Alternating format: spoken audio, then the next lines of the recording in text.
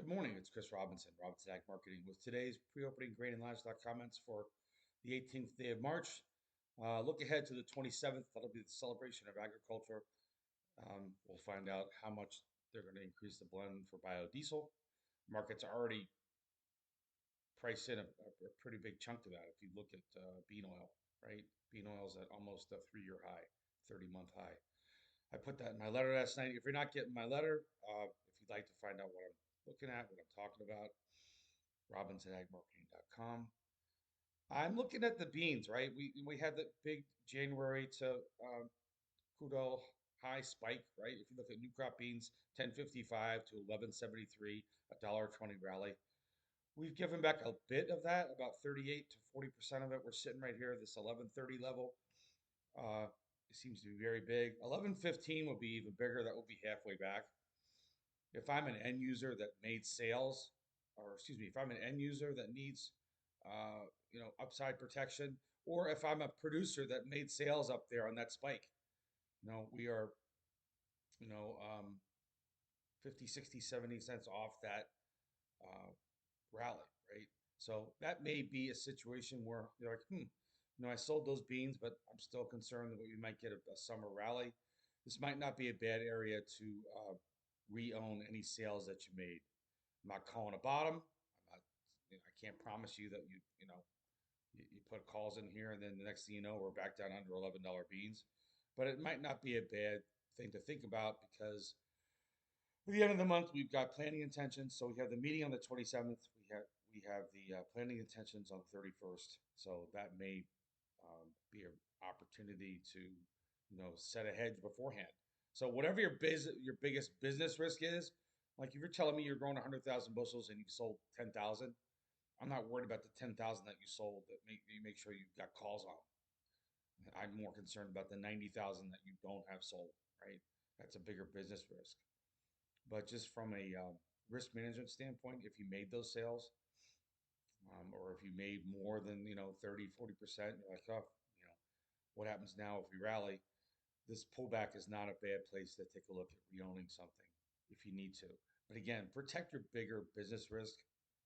Can't say that enough. If you look at May corn, same thing. We had a really nice rally, right? From 426 on the January low when everybody was depressed. We hit 476 the night the war started, right? Now we're sitting here at 455. So 20 cents off that high. If you look at that math problem, if you take that move from 26 to 76, uh, what's interesting is 451. That's halfway back. We're trading at 454. We did already fall down to 445 the day after the crude oil spike. So the same idea there. If you're an end user and you're like, oh, you were panicking the other morning when we were at 475, this pullback here to 450, 455 area, it may be a place where you want to re-own sales. Um, so just something to consider. People always say that, risk managers, brokers are always, bearish, bearish, bearish. I always just say protect your biggest business risk. At the end of the day, put all your opinions on the shelf because we've seen how much opinions can be faulty. So a little bit overnight prices. I'll wrap that up then for you. May corn unchanged, 454 and three quarters. May beans down 2.25 cents at 11.54. We had almost another 13-cent range in beans last night, 48 to 60. July wheat, Chicago. Uh, only 7-cent range overnight. There's some little talk about some potential export business coming out here. We'll see if that holds in. But if you look at that same rally that we had, right? We rallied a dollar from 525. Excuse me. If I'm looking at Chicago, the daily, the lows back in November, 525. We hit that 650 level. That was a tremendous rally, a buck 25. Now we've come back here to this $6 level. That seems to be where we're trying to find some sort of support. The 602, 603 level. That's a 30% pullback of that $1.25 rally. The next area that I'd be concerned about is halfway back, which is down there at 588. So use this pullback if you need to. Yeah, if you're a producer and if you're working with me, you know that I was banging the pots and pans to reward that rally as best we could, not knowing how long it would last. I'm not calling a top. Nobody knows where we're going to be this summer. So don't send me a direct DM and tell me, you're bearish, Chris, you're to this, you're to that. I'm staying neutral. I want to make sure that if we get, um, $13 beans, we got them to sell. I want to make sure that if we get to, 550 corn, we've got it to sell. I'm not concerned about that because as a farmer or producer, you're already bet long.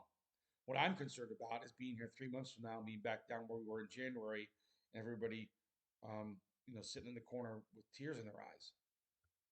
I want to protect against that. So, as far as the protein complex goes, we were higher yesterday. We've had a little bit of a bounce since a pretty technical correction. Is that going to hold in? I don't know. The stock indexes overnight, the Dow's down about 2 or 300. The S&P's down 30.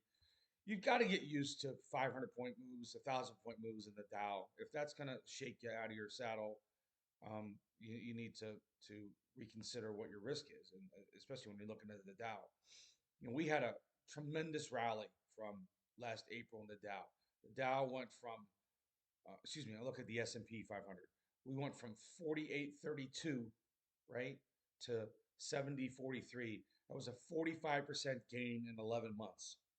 So to have a 6.5% pullback, which is what happened when we hit 660, it's not unprecedented, right? You can't rally 45% in 11 months and then hyperventilate when, for whatever reason. Granted, nobody saw the war coming, but take the panic that you see on some of the media when we have a down day in the S&P, take it with a grain of salt. However, if I'm long cattle, I know this sounds ridiculous, but probably the biggest risk for cattle right now is if we had a bigger correction in the stock market. All right, that's my take. This is Chris Robinson, Robinson Ag Marketing. Hey, before I wrap it up, look at crude oil. Crude oil is trading back up towards $100 a barrel. Silver is down at 76 cents. Those are two markets some of you guys are watching. All right, guys, take care.